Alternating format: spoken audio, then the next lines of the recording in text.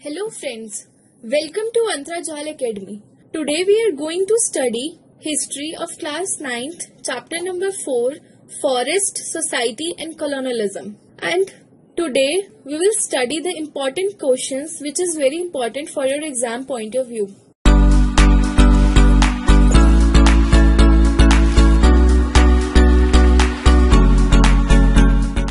First of all, we are going to study about the NCERT based questions. The first question is, discuss how the changes in forest management in the colonial period affected the following groups of the people. And the groups are shifting cultivators, nomadic and pastoralist communities, firms trading in timber, forest produce, plantation owners, kings, British officials engaged in shikar. First of all, we will study about the shifting cultivation. It was a traditional agricultural practice in many parts of Asia, Africa and South America.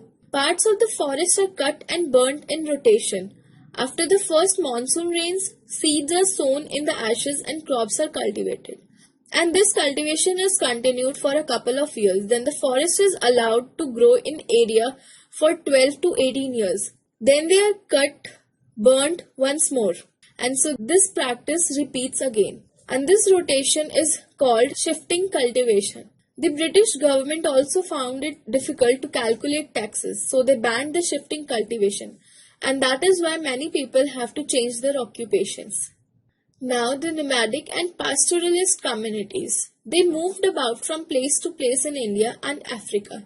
They formed an important part of population in both the countries during the colonial era. When the colonial government established control over the forest, it affected the pastoralist communities in a big way. They always moved from place to place with their cattle. When forests were destroyed by the colonial government to expand agriculture, the nomads lost grazing fields for the cattle. This brought a lot of hardships to the pastoralist communities. Firms trading in timber forest produce. Large expanses of forest were cut for the timber forest produce. The colonial government was worried about this reckless felling of trees, and it passed the Forest Act in 1865, due to which the forest was divided into three parts. Villages and local firms trading in timber and forest produce could not take anything from the reserved forest, and they have to ask to trade from the protected forest, which had the base trees, and this affected the traders immensely.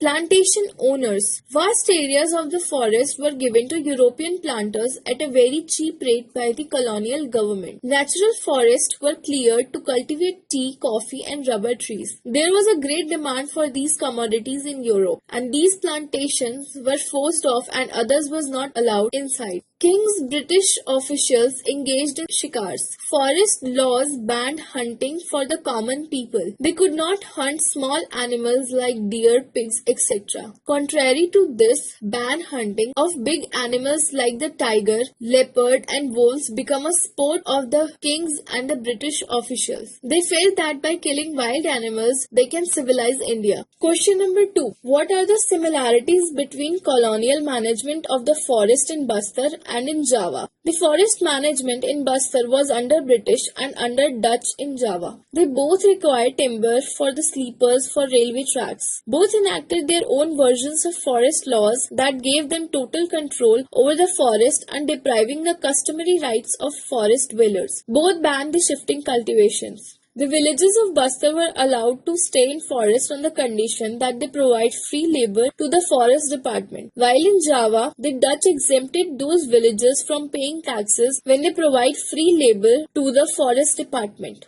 Question number 3. Between 1800 and 1920, forest covers in the Indian subcontinent declined by 9.7 million hectares from 108.6 million hectares to 98.9 million hectares. Discuss the role of the following factors in this decline. Railways. Railways played a very important part in development of India during 19th century. Also, it played a very crucial role in the decline of forest cover in India. It was an important asset that was essential in maintaining trade through the transport of goods and domination of the colonies through the transportation of troops.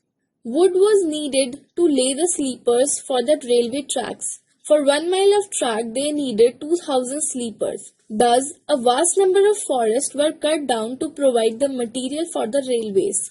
Shipbuilding. Before the coming of Industrial Revolution, the ships of the early 19th century were made up of wood. Britain maintained the colonial possessions through the Royal Navy with its huge number of the naval fleets. But in order to maintain the old ones, it was easily remedied by cutting down the forest of its colonies. Huge acres of forest disappeared as a result, with some areas seeing almost complete deforestation. Agriculture expansion. The population was on the rise and the demand for food increased. Peasants extended the boundaries of cultivation by clearing the forests. This gave them more land available for cultivation. In addition, there was a great demand for cash crops such as tea, cotton, jute, sugar, etc., which were needed to feed the industries of England. Therefore, agricultural land rose by 6.7 million hectares between 1880 and 1920. Commercial farming of trees. Forests are the diverse, not in fauna, but also in flora. So when they cleared to make way for commercial farming, many species of the trees were lost in the process as commercial farming only uses one specific type of trees in commercial farming depending on the type of plantation it was. Tea coffee plantation. To complete the demands of European planters for tea and coffee, the Britishers gave the huge land of India to the European planters. They cut down the trees to make way for tea and coffee plantations. As a result, many acres of forest were lost. Adivasi and other peasant users. They gathered forest products and grazed their cattle. Their livelihood mainly comes from forest produce. This does not destroy the forest except in shifting cultivation. So along with losing some of the forest tracts, there were fewer chances of the trees growing trees back. Therefore, we can say that shifting cultivation destroyed the forest. Question number 4. Why are forests affected by wars? Forests are affected by wars as this often leads to deforestation. Forests during wars are freely cut to meet the needs of war. Forests are as important resource and hence during wars they are destroyed by their own country under the scorched earth policy. This prevents the enemy from using this resource. MCQ type questions, which is of 1 marks. So the first MCQ question is, what is the meaning of deforestation? And your options are increment in forest, depletion of forest, extension of forest, none of the above. And the answer is depletion of forest. Question number 2 is, when did deforestation started in India? And the options are 10th AD, during the time of emperor, during colonial period, recently. And the answer is during colonial period.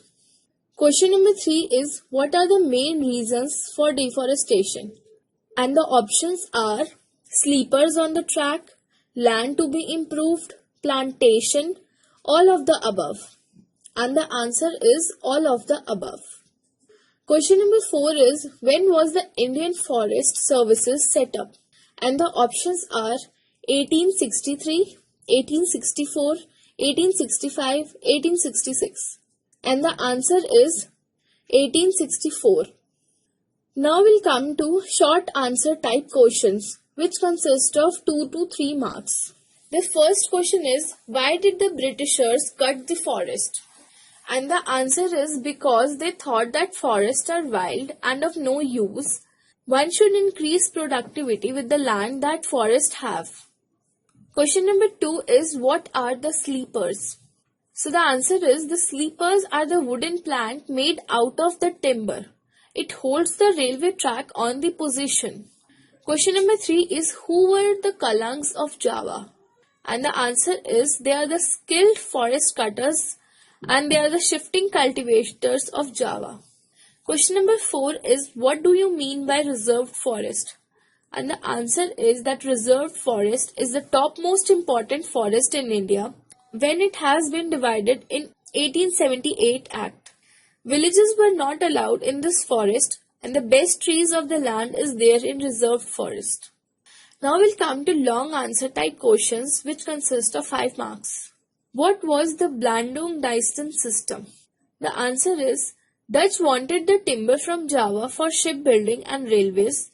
In 1882, so many sleepers were exported, so for all this they required labor to cut the trees, transport the logs and prepare the sleepers. So Dutch first imposed rent on land being cultivated in the forest and then exempted some villagers from these rents if they worked collectively to provide free labor and buffaloes for cutting and transporting the timbers. And this system was known as Blandung-Dyston system. Question number 2 is mention the causes of deforestation in India under the colonial rule. The British encouraged the production of commercial crops like jute, sugar, wheat and cotton. The demand for these crops increased in the 19th century and forests were cleared to meet the food, grains and raw material needed for the industrial growth in Europe. The spread of railways from 1850 to create a new demand to run locomotives, wood was needed as fuel and to lay railway line sleepers were necessary to hold the tracks together. The government gave out contracts to the individual and the contractors began cutting the trees rapidly. Therefore, the forests around the tracks were disappeared. Large areas of natural forest were cleared for tea, coffee, rubber plantation to meet the Europe's growing need of these commodities. And these were the main causes of deforestation in India during the colonial rule. Thank you, and for more such videos, subscribe to the channel Antarjal Academy.